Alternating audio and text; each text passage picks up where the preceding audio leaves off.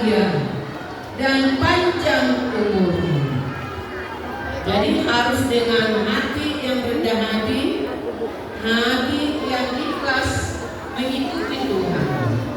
1-2-2 ya, ayat 1 ya.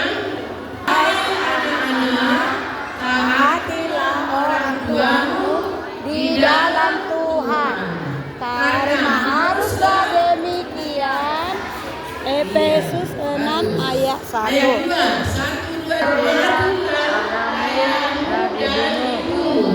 Ini adalah suatu perintah yang penting, seperti yang nyata dari janji ini.